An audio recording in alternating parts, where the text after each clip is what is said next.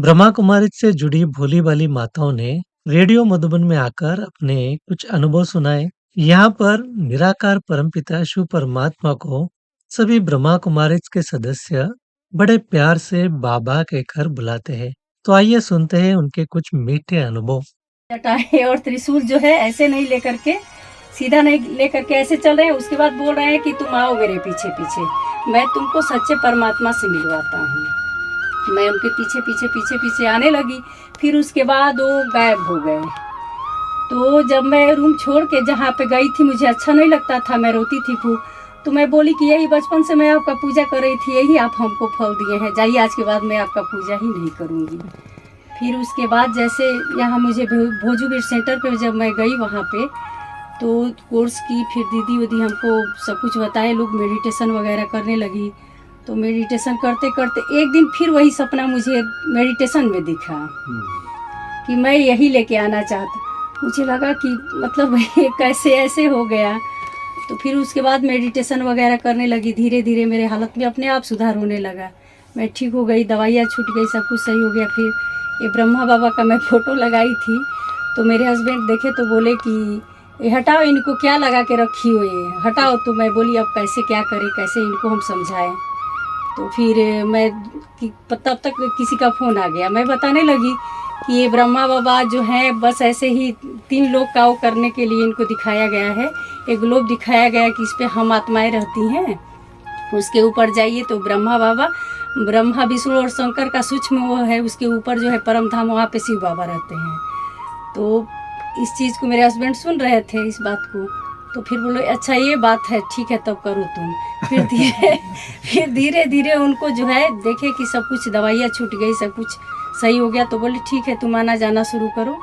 तो मैं आने जाने लगी और एकदम मेरी स्थिति में सुधार हो गया, पहले से सारी चीज़ें अच्छी हो गई।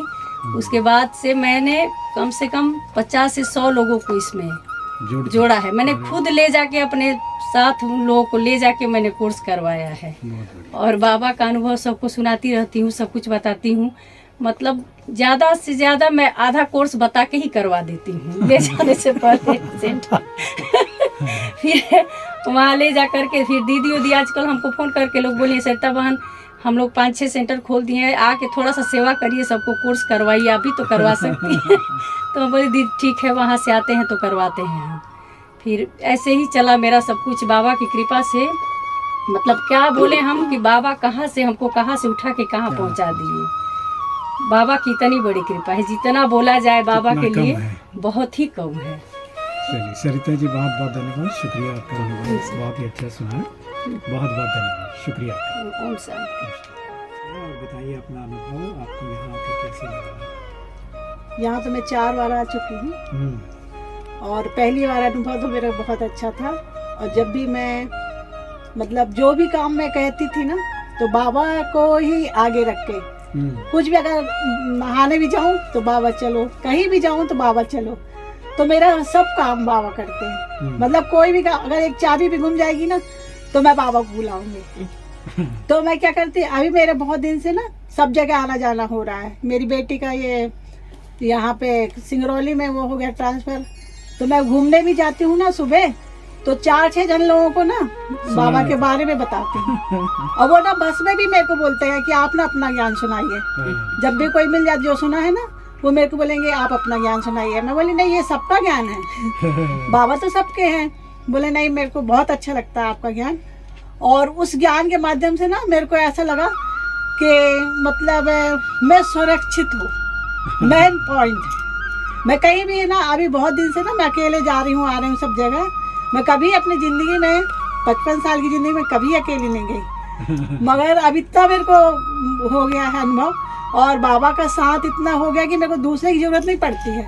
अब मेरे को ना कभी कुछ नहीं पड़ती और ऐसा लगता है कि सबकी सेवा करूं। तो मैं जहाँ भी जाती हूँ ना तो मेन पॉइंट मेरा मुरली सुनने का रहता है। मैं कहीं बिलासपुर गई, कोरबा गई और सबको ना, कई लोगों को ना ज्ञान में भी जोड़ चुकी हूँ। हाँ, और अगर जैसे वो बाई भी आती है ना, उसको भी मैंने ज्ञान देके ना, वो अभी रोज जा रही है। मैं इधर आ गई, वो रोज जा रही। तो मतलब ऐसा है कि मतलब जहाँ भी जाती हूँ ना सेंटर, 8 बजे मैं कभी भी मतलब अपनी मुरली नहीं छोड़ती। हाँ, कहीं भी चली जाऊं, बिल्कुल बिल्कुल। मेरा पहला लक्ष्य है बाबा। मुरली सुनना। और मेरी जो सेकंड नंबर की बेटी की शादी हुई ना, तो उसमें मेरे को थोड़ा ऐसा लग रहा था कैसे होगी, फिर मैं बाबा को छोड़ दी। मेरे यहाँ बारात भी आने वाली थी, मगर मुरली मैंने नहीं छोड़ी। हाँ, बारात आने वाली थी, सब कुछ पूरा सब कुछ, मतलब बाबा का फर्स्ट, बाद में सब। इतने अच्छे से शादी की कि मतलब आज तक मैं बखान नहीं कर सकती।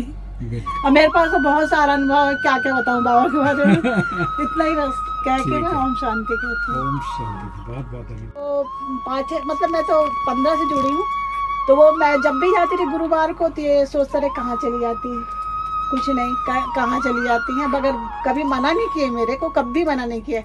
मगर जब जुड़े ना, तो एक एक बात बोलते रहे कि मैं तो ये सोचता ना, पता नहीं कहाँ चले। अब उनको खुद ही इतना अच्छा लगा कि मेरे से पहले उठ जाते हैं। 3 बजे मैं मतलब अमृत वेला में 3 बजे पहले उठ जाते हैं। मैं थोड़ा लेट हो जाऊंगी, मगर वो लेट नहीं होते, और मुरली सुनने के लिए पहले बाहर खड़े रहते हैं और बोलते चलो जल्दी, देर हो रही है, सब काम हो जाएगा बाद में।